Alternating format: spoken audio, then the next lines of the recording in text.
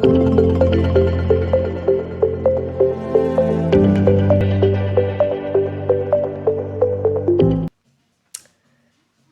and welcome to Hikima Council's Jam Sessions. I'm your host, Amanda Masondo.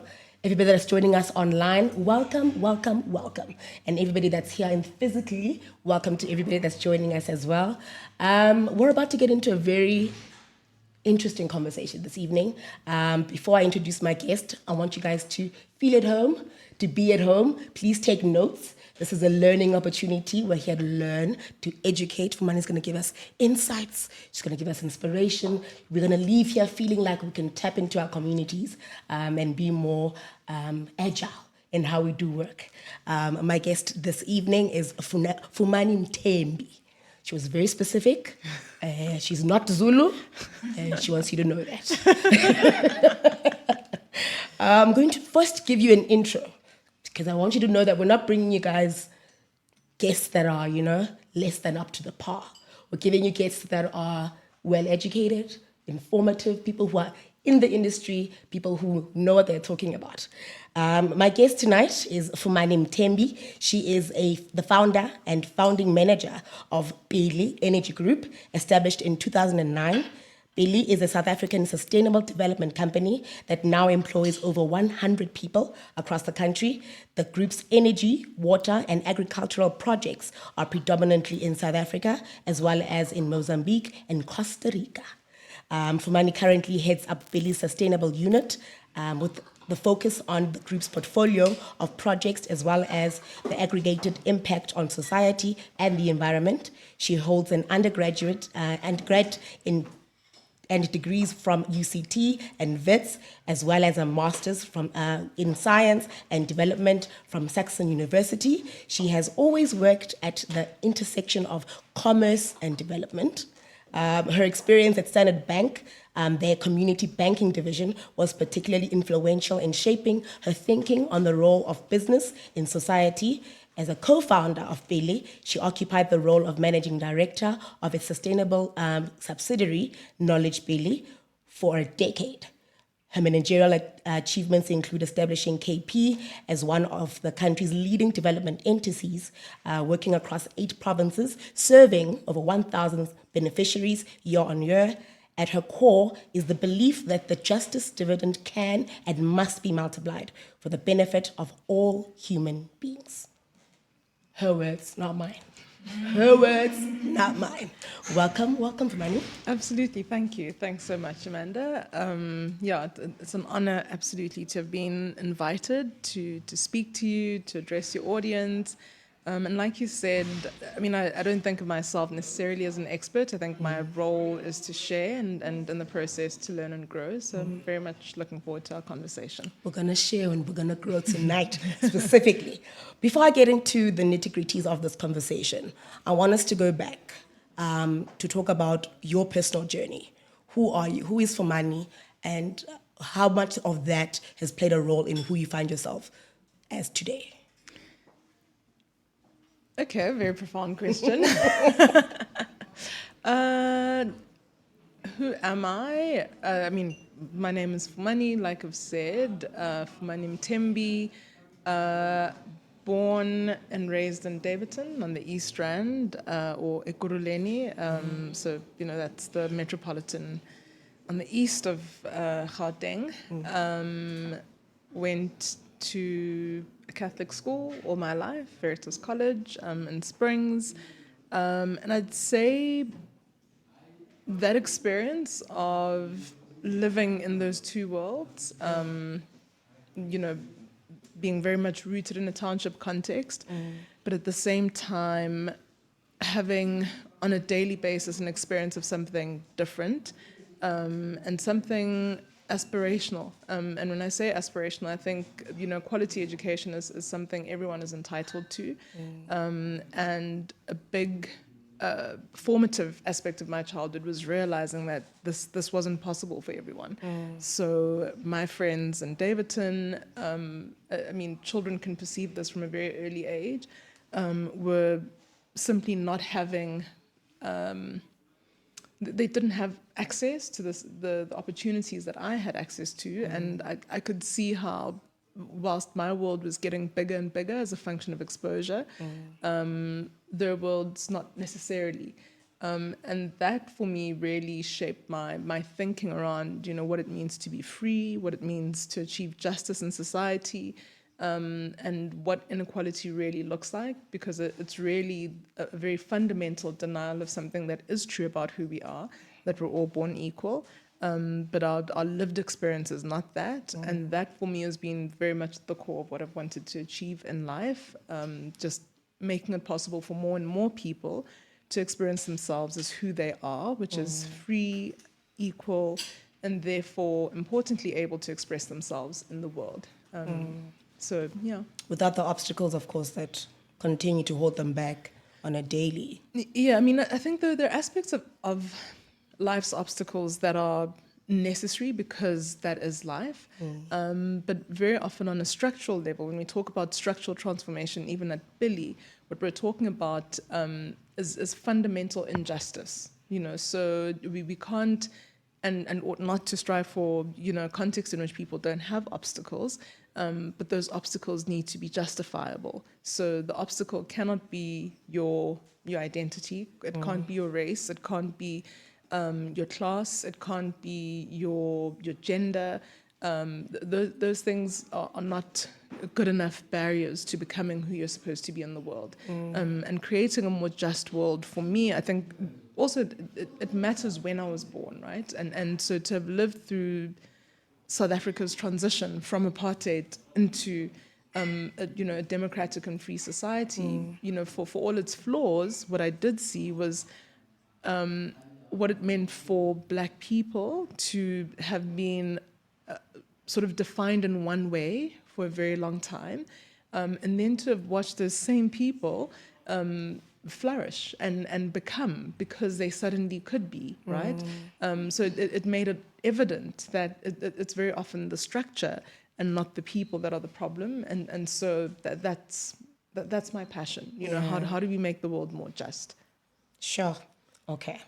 Then Billy comes into effect. I'm going to give her, is it a she? I'm going to give her gender. In today's era. I'm going to be controversial. Can I be controversial? Is that fair? Billy Energy then comes into fruition. She's born. What is the idea behind that energy group? What were you trying to do? Very idealistically, once again, we were really just striving.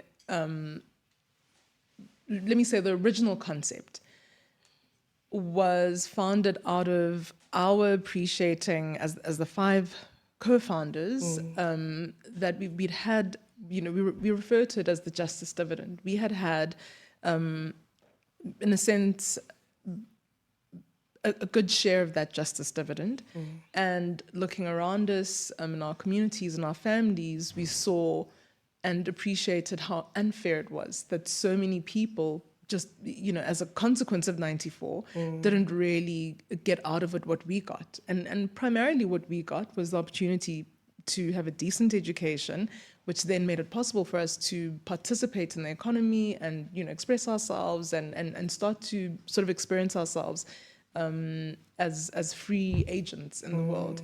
And so what we were looking at the time were our peers, so we were in our mid-20s and looking around and saying, it can't be fair and it can't be correct that, given also that we were working in a corporate context and, different corporations in the country, it can't be fair that people our age are not promoted to, let's say, manager level because they don't have an accent that makes the dominant people at the time comfortable. Yeah. That can't be fair, that can't be correct. And so, our instinct was really about, finding a way to make it possible for young Black people to also maybe understand what's happening in the context of these organizations, and therefore outsmart the system. So in the sort of very, very beginning, our intention was to focus on youth development. And then very quickly we realized, someone has to fund this. Yes. It's not something that can sort of spontaneously occur. And again, that's not to say we hadn't thought about a business model, but we had to be a lot more robust. And that's when we had to just sharpen our tools and think about our own skill set and what we could do as a consequence of that. So having worked predominantly in the banking sector, what did that mean for us? We understood how to, fund or finance our participation in various things. Once again, having looked at the lay of the land, we knew that we didn't want to be in a sector that was already dominated by large corporates in South Africa. The structure of our economy is not very friendly to new and small businesses. We do have a sort of oligopoly kind of structure. You have 4 big banks, 4 big mining companies. It's that kind of thing.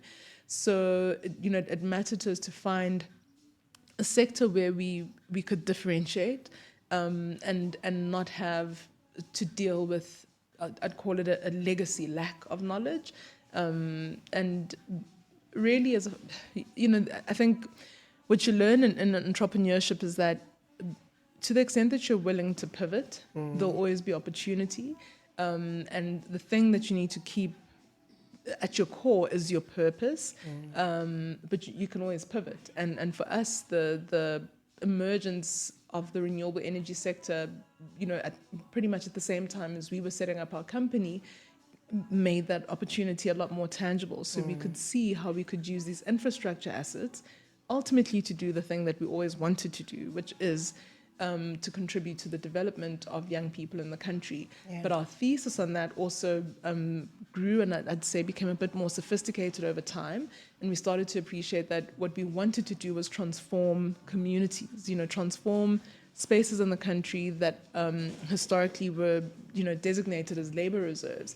And again, because we come from those communities, we come from townships, villages, peri-urban communities, and we know what we wanted, Yeah. and whilst I can speak of the privilege of having access to a good education outside of a township, I can also imagine how much richer my life would have been if I didn't have to wake up at 5 a.m. every day as a 7-year-old child, just to get to school, right? So our vision is about how we convert communities that are historically Black communities into spaces that are not just for living, but living, playing, working, learning, complete communities. That's what we now are focused on.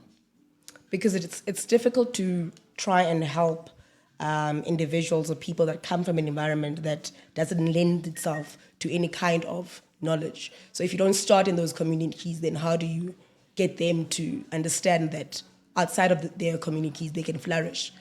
So tough order that you give yourselves and a tough assignment. Yeah, the work is not easy. But I think a lot of things in life that have meaning are often difficult. So I must say that it's not easy is not the hardest part of it.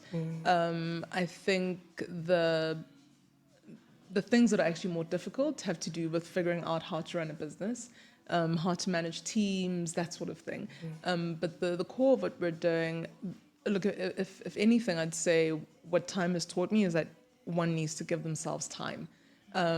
We aren't the only actor in the ecosystem, so there's a lot of variability. A lot of things happen that force us to sort of rethink, redo, re-engineer, reevaluate, and that's the nature of what we do. But I think having the right organization in order to act on the things that are at the core of who we are is probably a much harder thing to do. Yeah. All right. And then there's Subsidiary that you then run, the Knowledge Bailey. So tell me, what is the difference then? What is that one focusing on specifically? Yeah.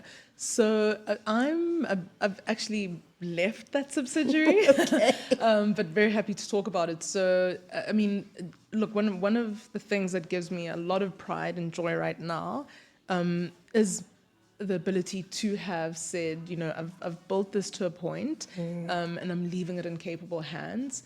and I'm taking on a different scope in our business, looking at the group holistically and sustainability, and I'll absolutely chat to you about that.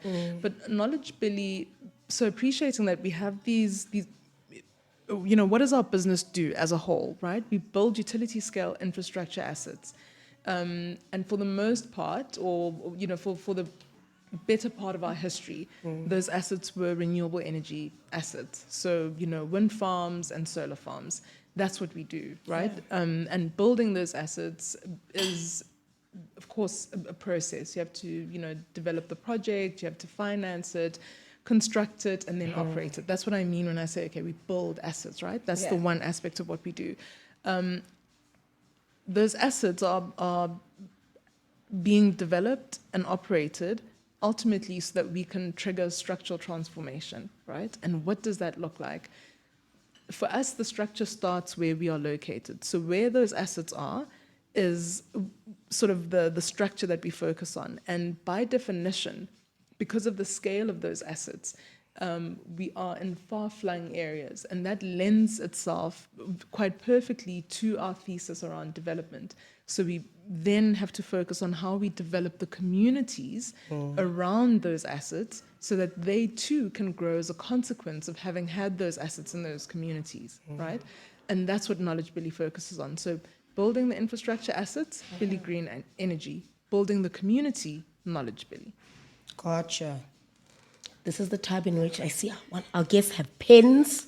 It's exciting. I'm excited because people have questions, and then we're going to get to that. We're going to get to that. I guess the purpose of this conversation, I guess for this evening specifically, is just to talk through South Africa's power crisis that has inadvertently provided an opportunity for entrepreneurs to take up space. We're going to take a look at how community economic development and as well as digital entrepreneurship, how they can be used to drive transformation in an energy mix. And that includes our communities, that includes us as individuals, where we are, how we can take up space in those various sections. So we're hoping that my guest over here is going to give us some solutions to these problems, to these world problems. So definitely get your pens out, definitely interact with us. I want to talk about community economic development, right? How do we use economic development to encourage our communities? What should we be teaching them?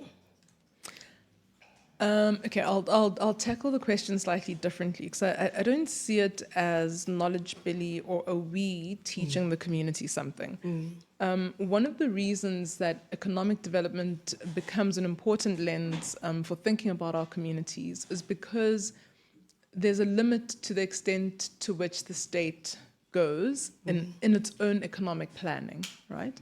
So I'll go back to the example of Davidson. So Davidson is a township in Gauteng, Gauteng being a province, right? The local municipality is Ekurhuleni, right? Now, Ekurhuleni is host to many townships and many sort of key urban centers. Ekurhuleni famously is, the workshop of Africa, so it's the most industrialized sort of hub of the continent. Now, when Ekurhuleni thinks about planning for its economy, and this, in fact, is public knowledge, the things they talk about have to do with developing the area around the airport, or at Tambo, right? They think about, how do we further create sophistication in this industrial hub so that more, manufacturers can locate themselves here.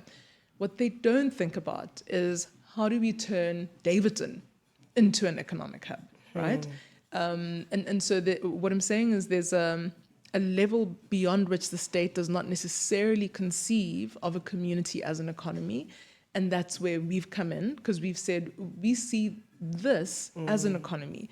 Now, earlier on when you were reading my bio, you spoke about, my master's program. Now, one of the things that I found interesting, again, just, in trying to seek sort of parallels and understand, whether we're thinking about our problems correctly, was that I then did a very high level comparison of Davidson so Davidson being the township and its neighboring, town, the structure of South Africa's geography. So Davidson and Benoni.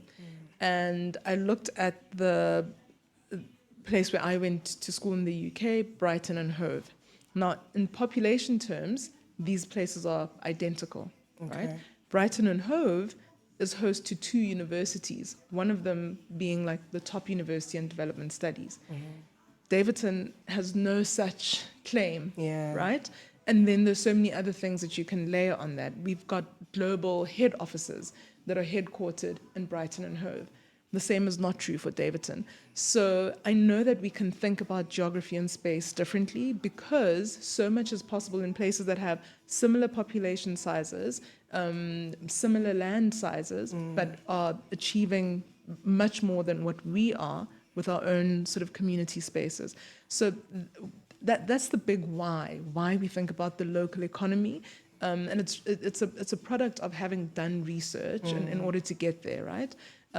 But what is an economy? An economy is people, an economy is infrastructure, and an economy is industrial development or industry. Those are the 3 things that you have to think about when planning for an economy. Once again, we're not the state, but we're operating at a level where the state doesn't necessarily. And so our focus is on identifying skills or skills gaps and addressing those through various instruments. In some cases, it's as simple as ensuring that the most talented young people who need to access opportunities outside of the community are able to do so, whether through a bursary that takes them to university, an internship program that'll take them to an organization outside of their own community. But because we're solving ultimately for the development of that very community, ours is not a model of trying to export talent. What we're trying to do is to create a context that is enabling, right? That can sort of invite that person to stay. To want to stay, To want to stay. And if not them, invite someone of a similar caliber to want to stay, right? So I'll keep using Davidson just for ease, right? Imagine if I had stayed in Davidson, I mean, who knows what my life would be like. I'd be very close to my mother in terms of sort of proximity, right? I'm close to her in my heart and we have a good relationship. But, there's a way in which my lifestyle could have been very different, but I couldn't pursue everything I wanted to in Davidson, right?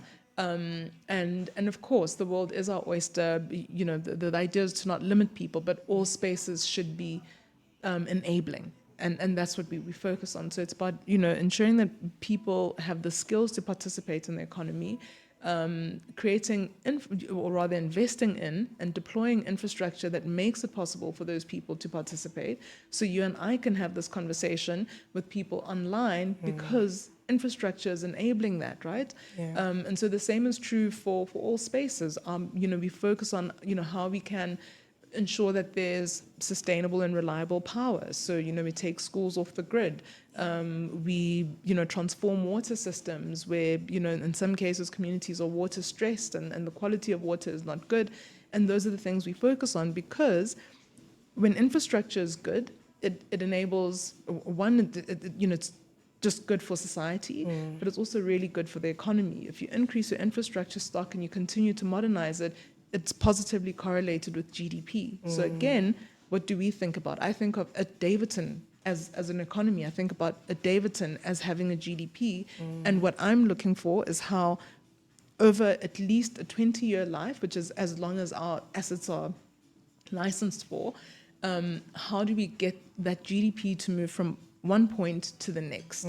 And then ultimately industry, right? So again, people need to work, right? And if we don't make that investment in industry, then who's going to do that? So, if I'm unable to see beyond the wind farm that we've established in the community, I have a problem of creativity, right? That's the fundamental issue. And that's what our business is focused on. How do we creatively solve in contexts that are not easy, that are, geographically far from a center, but how do I finally solve that problem, convince the next person who is the funder or the partner to come with me so we can go to these places.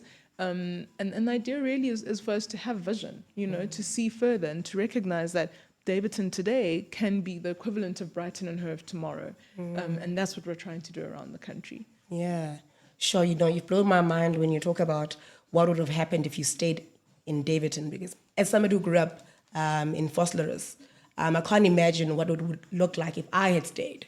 But the situation there and the community there, as much as the people there are amazing people, but it doesn't lend itself to an environment of where dreams seem valid and dreams seem attainable, because there's no lack of infrastructure. I mean, there's one bus that goes to town that leaves at 6 a.m. It's tough. Yeah. It's not. Yeah. We want to be people that are able to socialize and localize our own communities and our own amalogishi way too, but it's difficult because there aren't those opportunities made available. Sure. So what is the role of entrepreneurship then? So we are in these communities, and I know there's work that you guys have done, but just generally, what would you think the role of entrepreneurship is in trying to undo this wrong?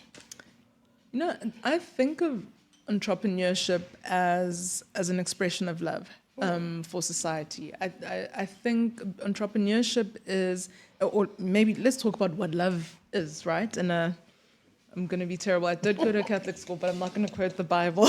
So I think love has an inherent abundance to it, right? Love creates, love commits, love is curious, is deeply curious, right? And so when you love, you spend time trying to understand, and you focus, and you study, right? No one, well, sometimes people do study things they don't love for other pressures, but really when you're happiest studying, learning, it's because there's love. That's what drives it. So for me, the starting point of entrepreneurship is really love. And it has to be love for society. It can't be love for your bank balance, because you can't bank on that. That as an outcome is not guaranteed. Many people have done amazing things for the world and were never financially rewarded in their lifetimes. There are artists that we love today who weren't really respected as much as they should have been at a point in time. So you do need to step outside of the now and fall in love with what is possible for the world, for the future. And so love is an act of service. And that is ultimately what entrepreneurship is about. It's about creating something new for society. It's about creating something out of nothing, right? And our very existence, you and I, we are something out of nothing.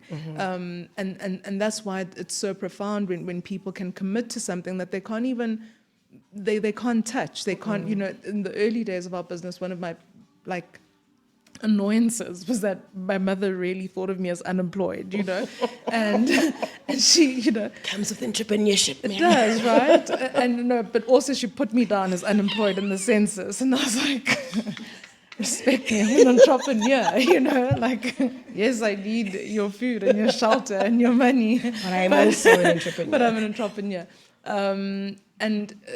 Anyways, I've sort of derailed, but the point is to say that, that love for society means that often you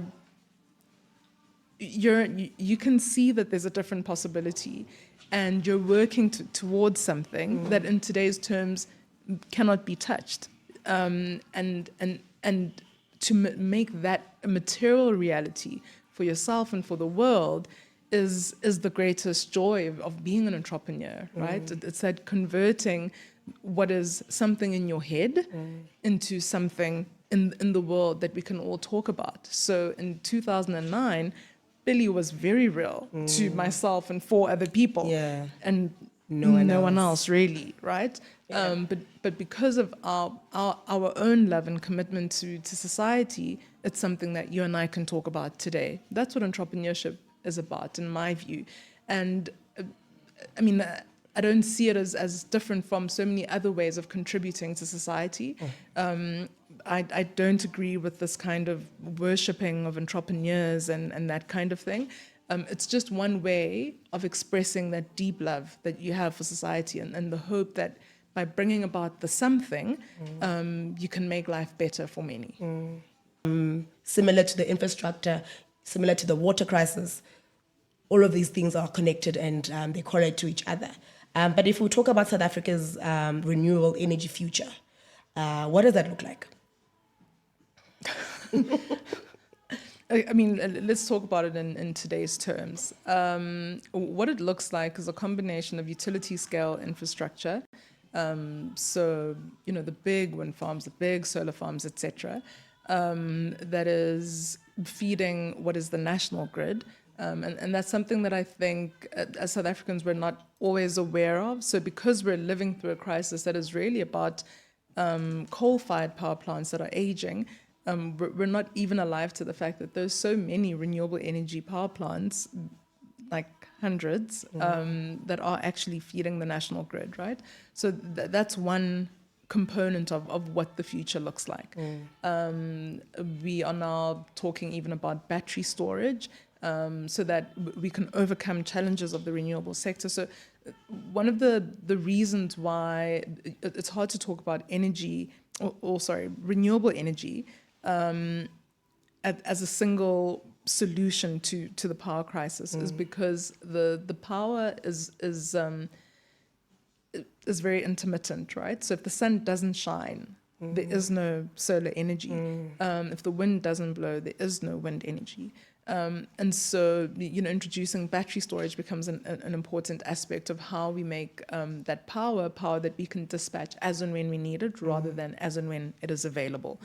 So that's one story. The other aspect of what the future looks like has to do with energy-intensive users that increasingly are also starting to procure renewable energy to, supplement their own needs. That's an important step in the right direction, because energy-intensive users are also going to let go of that power, so that those who are not in the position to have off-grid power can continue to access power from our main utility, being Eskom. And then there's what happens at the distributed level, so the household, at the office park, or where there are a lot of incentives that have been introduced by the state right now to encourage people to basically install solar systems. There are tax breaks, because that also eases the burden. So I think there's a lot that's happening in the renewable energy sector, and the idea is to never, when thinking about energy, think about it in singular terms. We really don't need to be dogmatic about renewable energy. Sure, that's what we do as a business, but it's not the only thing that can be done. And there are many other things that have to do not just with South Africa but the rest of the continent, because energy poverty is even more pronounced in the rest of sub-Saharan Africa. And renewable energy may not be the only way to, in fact, it is not the only way to solve for that. So it's an important part of the story. It's how we sort of continue to generate power without degenerating the climate. But there are some really big compromises that are going to have to be made, because at some point it becomes about whether we're choosing people or the planet, and we don't want to be in that kind of. Sure, when we're debating those two things. Yeah. We're made to believe that a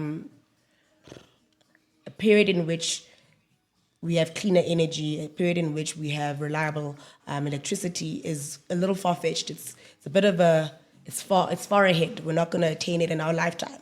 That's what it sounds as though when people who are supposed to be people of influence and people of knowledge are speaking about it, it's as though we are speaking something that is almost a 27-year prison sentence. It's giving.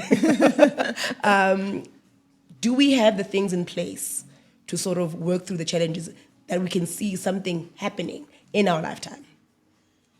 Absolutely.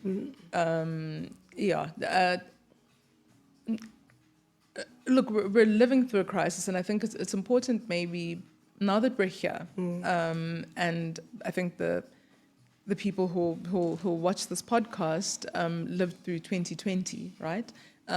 Which was a repetition of 1918. It's important that we do start to appreciate that history is not linear. We're not always moving in one direction, and that direction is forward. Sometimes there are a few steps to the side, sometimes obvious steps back. And that happens. So we're living through a crisis because the kind of linear development that we had hoped for hasn't happened, right? And whilst we must have a conversation about accountability, we can't lose sight of everything else that's happening around us. So if you ask the question, is an energy secure future a possibility for South Africans in the very foreseeable future? Absolutely. The answer is yes. And there are opportunities for entrepreneurs in that. And also, to the extent that the state remains committed to the path that they're currently on, I think absolutely. I have a lot of faith in the current Minister of Electricity. And so I do think that there's a good future ahead of us, but it's not going to come without difficulty in the interim. Yeah, I was actually going to tap into the role of government in this regard. So obviously, it's a collaboration, but I would assume government needs to play quite a significant role in trying to, whether it's through policy, whether it's through just helping hand. What is that role? And you've already mentioned that you feel like we are making strides in this regard. Where are we in that? Are we matching that same energy where if small businesses or small little firms that are coming up and big business are willing to come to the table, what should government's role be? I buy into the notion of an entrepreneurial state, and that comes from Mariana Mazzucato. In fact, I think she is an advisor to our president. And so when you ask me about what the state ought to do, I think it's not just about setting or creating an enabling policy environment for the private sector. I think that's a very, it's a perspective, and I don't necessarily buy into it. So I think that's one of the things that the state does. But the state also needs to be enterprising. The state needs to be enterprising. The state needs to see in the renewable energy sector opportunities for itself to invest. The state needs to see how it can use its position as the biggest buyer of power from the private sector as not just an opportunity to consume energy, but an opportunity to create new producers of, I'd say, the artifacts of what goes into a power plant. So one of our challenges is that whilst we can build power plants in South Africa, a lot of our key parts come from elsewhere, right? Different parts of the world. And there's an opportunity there to think about how you can further industrialize South Africa, because we are on this huge, we have a huge build program. So we're building power plants, but are we in tandem building manufacturing capacity? And that for me is what the state ought to be doing. So how can we be more entrepreneurial as a state? Because when the state becomes entrepreneurial, it not only creates opportunity, but it also bolsters itself. The state itself can become wealthier, and that will benefit the people. So that's how I think about the role of the state. But Fumani, the state, in an environment where entrepreneurs don't really get or don't feel like they're getting the support that they need, now you're asking government to be entrepreneurial. It sounds a little far-fetched. I don't know. Tell me I'm wrong. I'm happy to take the L. So it's far-fetched if you assume that the same people will always be the ones leading us. But that's not my assumption. I look around, I look at the people in this room, and I know that the caliber of South Africans is much higher than what we're exposed to.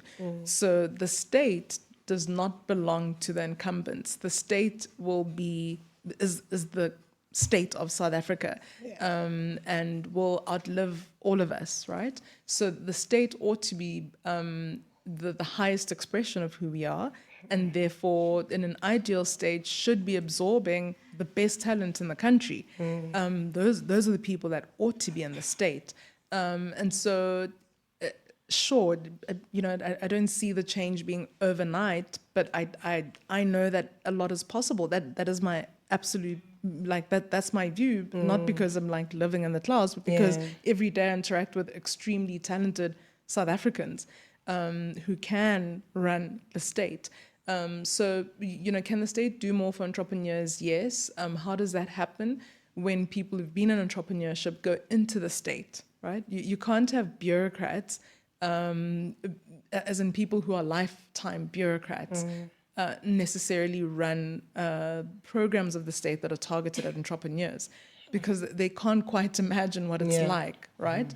In fact, and that's true for many things. I can't run a health department. I have no idea what it means to look after people who are not well, and to run, clinics and hospitals and so forth. So you do need competence. You do need track record. That's what we need in our state. But I think it's important that we just divorce the concept of South Africa from those who are currently governing. This is our country. It is ours, all 60 million people. It belongs to us. And what we should want is the best of us at the top of it. Ladies and gentlemen, guys, I told you that my guest is going to give you fireworks. Before we get to the tail end of the conversation, I want us to talk about, the latest buzzwords that are making the rounds. Sustainability. What is it? Because I feel like everybody can define it in their own little way. And I guess if we don't have a collaborative effort in trying to understand what it is, we can't move closer towards it, because we all have a different opinion of what it is. Okay, so I don't think I'll give you a definitive and final response on what definition it that we can add to the dictionary. No, okay, no, we're not quite there. I think sustainability as a business imperative is a call to think about business as a composite piece of society, right? Thinking in business over time has made business insular, so business has more and more become this thing that needs to serve shareholders, and shareholders are these people who, have access to capital, and their capital must grow and grow and grow in a way almost that is divorced from the rest of society. When we talk about sustainability, what we're really saying is we at all times should be thinking of ourselves holistically. And when we think about ourselves holistically, then we can appreciate that as a business, you operate in an environment, a physical environment that enables your existence and therefore requires your contribution, right? And so it's environment, it's society, it is the way in which organizations are governed. So corporate governance is about sustainability as well. It's really a holistic way of thinking about what we do and why we do it. That is the simplest way that I can put it. But it's a push against an insular understanding of any single unit in the socioeconomy. All of us, even at the domestic level, in your home, sustainability ought to be a part of your agenda, because it means you engender a genuine appreciation and respect for everything that exists outside of you, that actually enables your existence, right? So it's about living with and not extracting from. Yeah, sure. All right, ladies and gentlemen, it's question and answer time. I'm going to open it up to the floor, so our people online and our guests physically here, if they have any questions, this is the time. This is why you're here. The notepads, the notes, the questions. This is what we're going to be going into now. So if anybody else has questions that they would like to pose to our guest.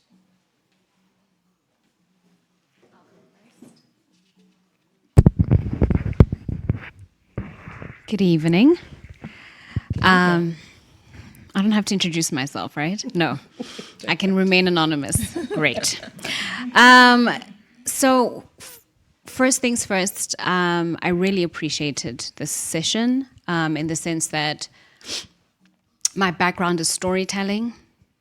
And so the entrepreneurial space can be a little mind-bending for me. And, it's about operational models and things. And this was fantastic because you were able to give heart to what businesses do. So I really appreciate that perspective. But questions.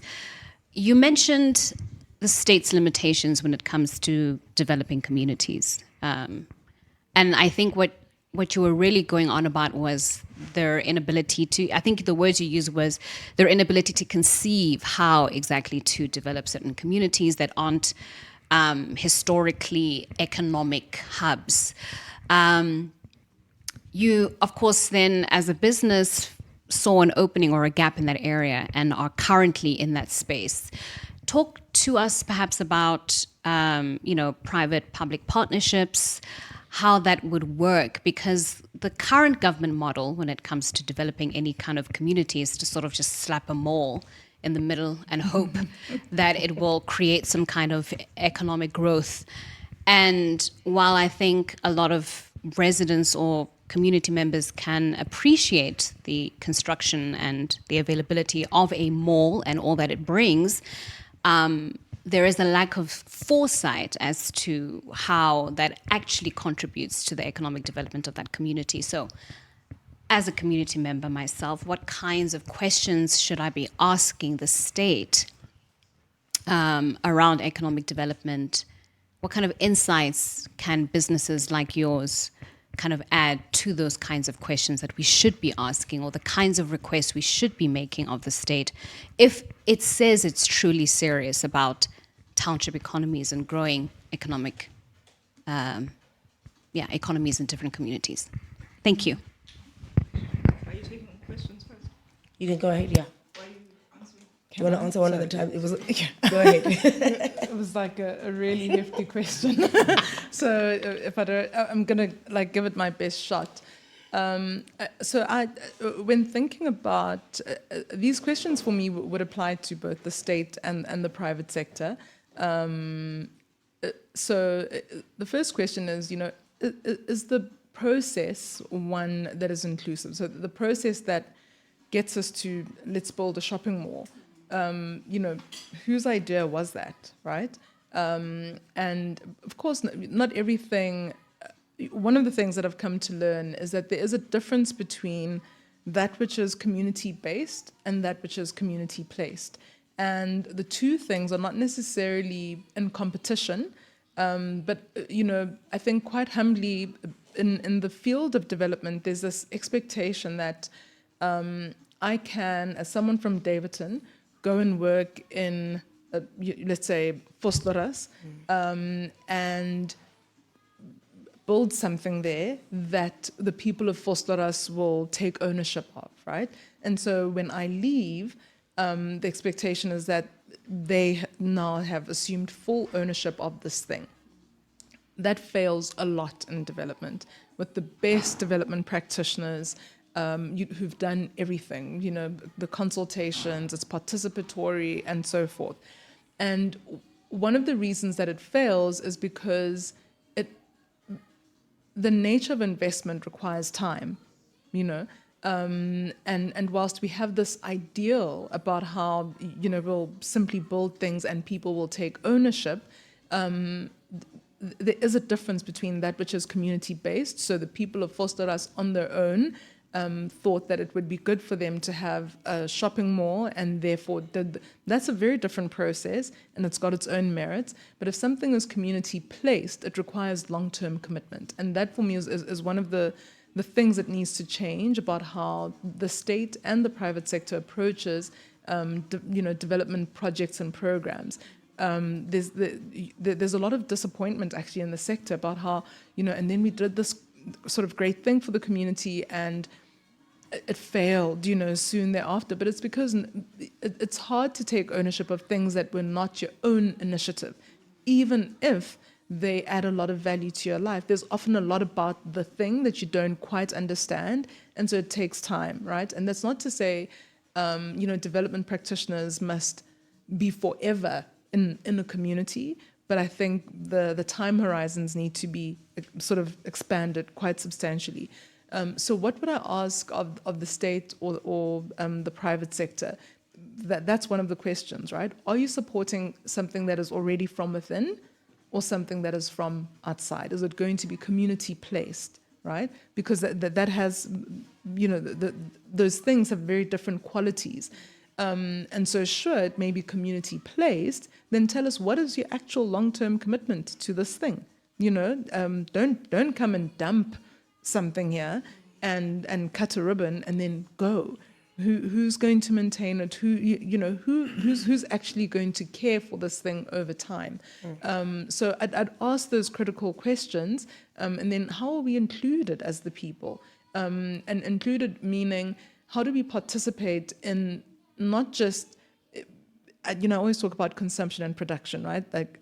So we don't just want to be consumers. How do we become producers in this context, right? And we can accept limitations if there are limitations, but how can we participate on the other side of it? Why? Because to the extent that we live in a society that is a capitalist society, we know that there's a difference between labor and the owner, right? And if there is a possibility to be on both ends, then you deal with two very different types of tensions: short-term income, labor; long-term wealth creation, ownership, right? And so how do we arrive at that outcome? Those are things that should be discussed. And it doesn't mean that there'll always be success in that conversation. It may very well be that in order to become an owner, you need 2 billion rands, and as a community, you have no way of raising that. And so you can accept that because maybe the benefits of everything else will outweigh not being an owner. But let us be engaged in that conversation fully. And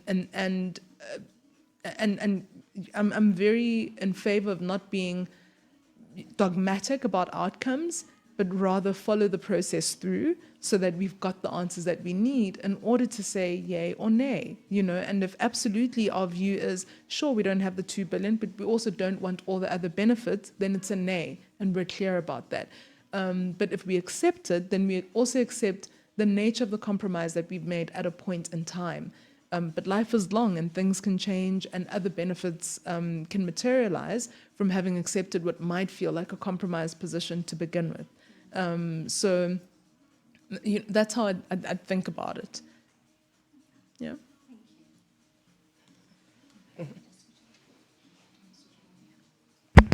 Okay. Sure. Thanks, Amanda and Fumani. This has been quite an inspirational conversation. It's getting us to think critically about the state that we're in.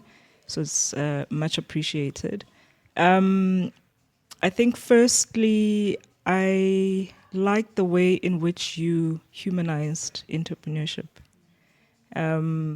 Just bringing it close to it being something that is an expression of love, I like that. I haven't actually heard a definition like that about entrepreneurship.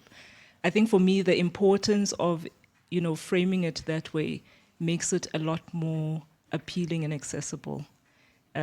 Something that is just not there.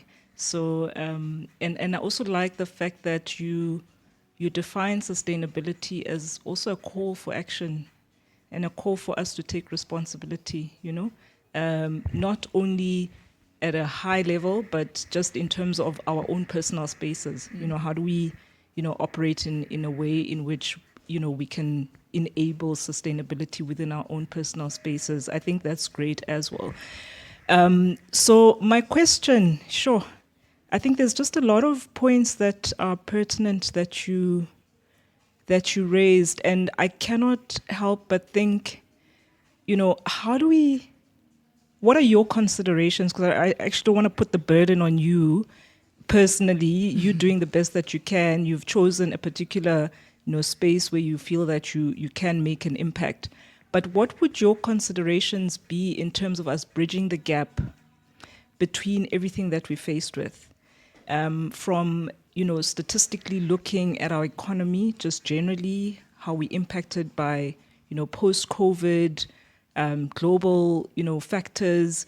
We're looking at an energy crisis. We're looking at a government that is, wasteful in terms of the taxpayers' monies that we constantly investing at that level.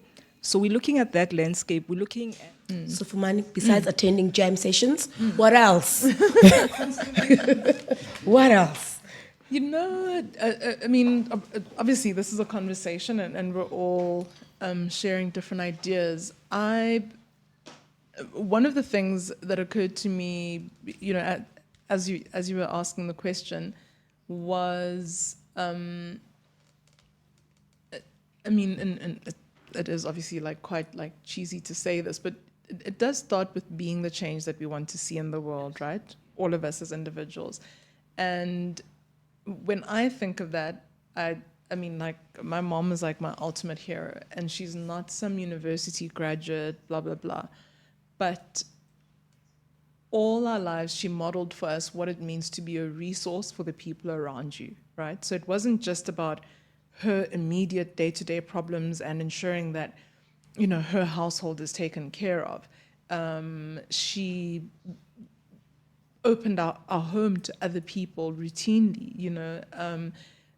if someone needs to, get a magazine in order to finish a school project, etc., they knew I can go there and that lady's not going to say no, and she's likely to have that thing, She would even go out of her way to collect all sorts of things of that nature, knowing there are people in the community who are going to need that, right? And I think having a sense of course we must love ourselves, but I think loving something that is not you, something that is bigger than you, gives life a much bigger purpose, right? So I think that's one of the lessons that occurs to me, that it is important that we see ourselves as a resource. It starts there, right? Recognizing that I don't need tons of things, but I need to absolutely appreciate that I'm a resource for other people and I can serve other people. The next thing for me, going back again to that community context, is that what is very different in today's township, village kind of context is that the teachers don't live there anymore. And the nurses, the doctors, they don't live there anymore.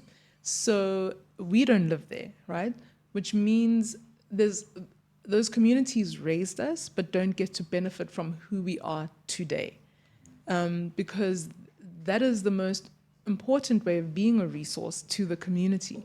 We grew up knowing a doctor, actually, not just going to see the doctor, but you actually know a doctor, right? They're in the community. And so where you have someone like my mom who will have her own kind of interest, you'll have the doctor that you can also, you'll see them at church, you can ask them questions, they can model a possibility for you without even requiring direct engagement. That is missing from our communities today. And whilst it was important and necessary that we occupy all spaces, I think, and I'm thinking about it even in the context of my own life, that we need a way of going back, going back, being visible, and being in communication with one another. And so that's where I think the direction of the just transition conversation needs to go. What is the actual future economy going to look like? What are we betting on? What are our comparative advantages in this economy? What do we need to take advantage of? One of the things that I'm, as a topic, very interested in is how you, just a step back, right? The nature of capitalism, and I think at this point I'm beyond sort of loving or hating it. I've just accepted this is currently where we are, right? So the nature of capitalism is that extreme wealth accrues where one or more people and or entities start to define as an economic asset something that historically was not perceived that way. And a simple way of thinking about it is the difference between land and property, right? And as Black Africans, we know the story. We didn't think of land as property, right? And the minute someone else conceives of it that way, and of course they're willing to throw guns, germs, and steel at the problem, you can lose an economic advantage because someone else has identified this thing that previously was undefined as an economic asset.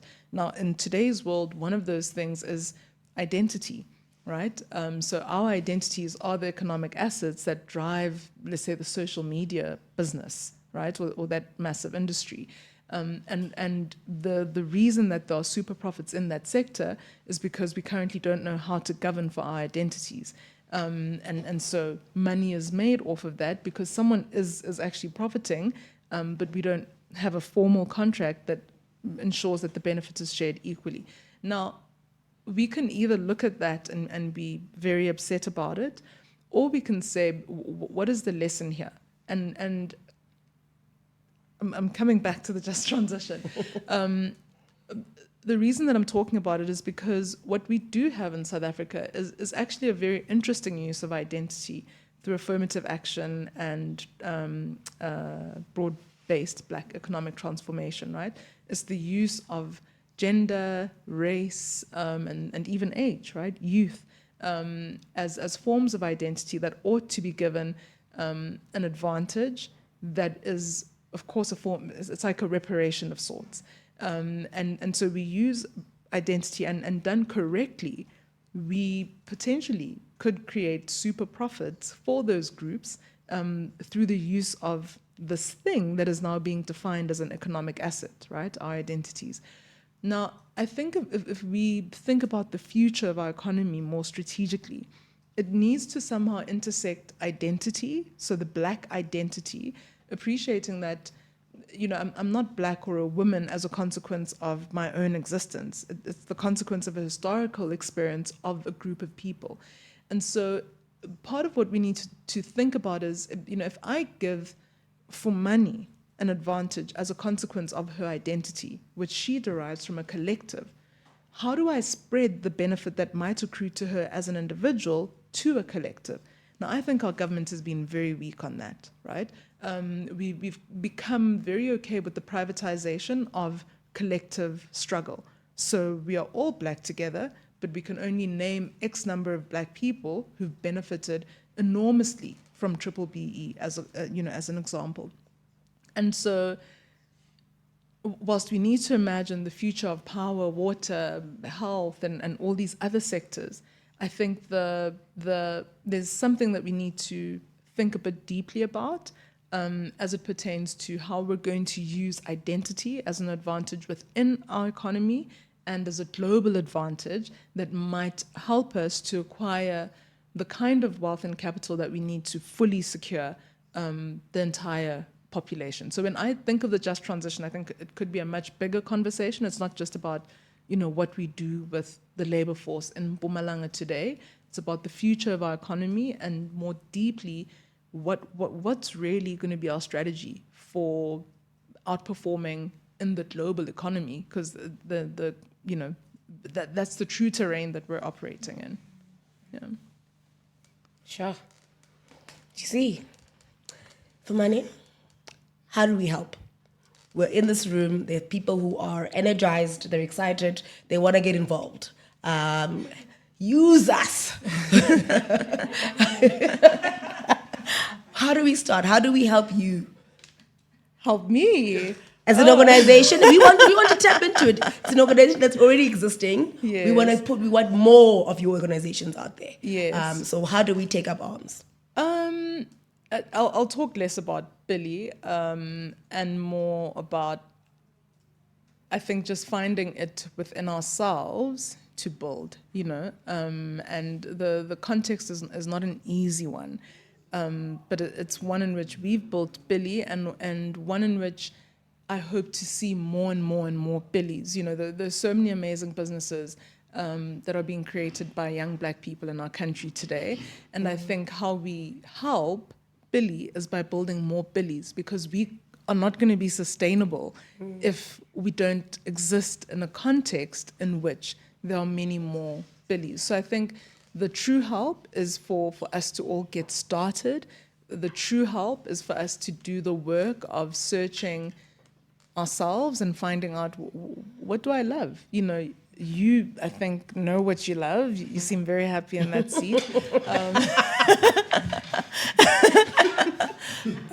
What do I love and what do I want to give to society? And how do I see further? You know, how do I tap into my ability to see further so that I can create that next thing out of nothing? You know, the thing that will make life better for more people. I think that's how we help each other. We all actually have to be our best selves. You know, we have to absolutely strive to be our best. Because, you know, if you do well, I do well. And that's how we help.